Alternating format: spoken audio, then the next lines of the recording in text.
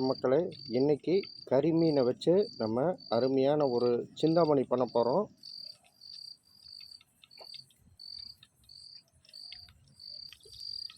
எண்ணெய் சூடாயிடுச்சு. இப்போது சின்ன வெங்காயம் ஒரு 1/4 கிலோ எடுத்துருக்கிறேன், போட்டுக்கலாம்.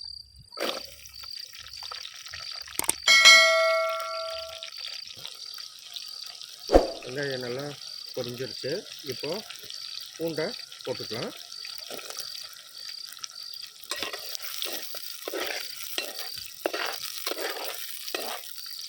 நல்லா வதக்கிக்கலாம்.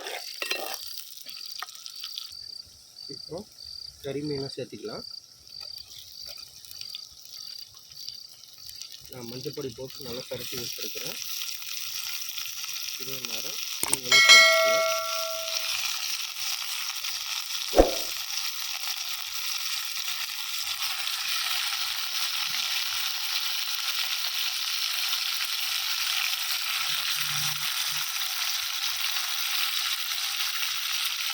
அப்படி நடுவில் விட்டு கிளற வேண்டாம், சைடில் விட்டு கிளறுங்க.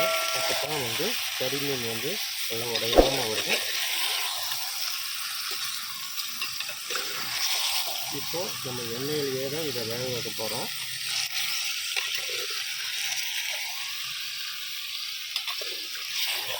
ஒரு 2 நிமிஷம் கழிஞ்சு நம்ம உப்பும் வரமிளகாயும் சேர்த்திக்கலாம். விதை எடுத்த 20 வரமிளகா சேர்த்திக்கலாம். தேவையான அளவு உப்பு சேர்த்திக்கலாம். எல்லாம் கிளறிக்கலாம்.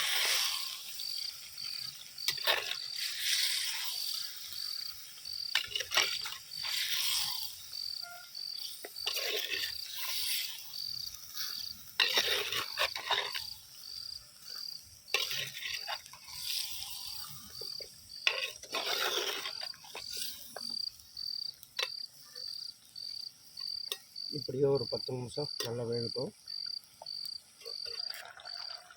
இந்த தண்ணி சுண்டுற வரைக்கும் நம்ம வெயிட் பண்ணணும். அதுக்கப்புறம் நம்ம சிந்தாமணியை ட்ரை ஆகிற வரைக்கும் நல்லா வதக்கிக்கலாம்.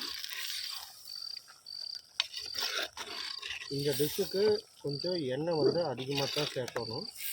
அப்போ தான் மீன் நல்லா பொரியும், இல்லைன்னா உதிரி ஆயிரும்.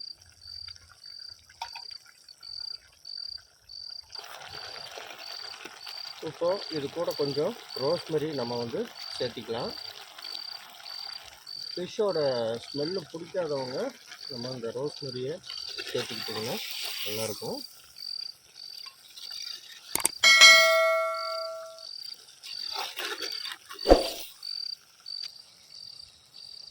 அருமையான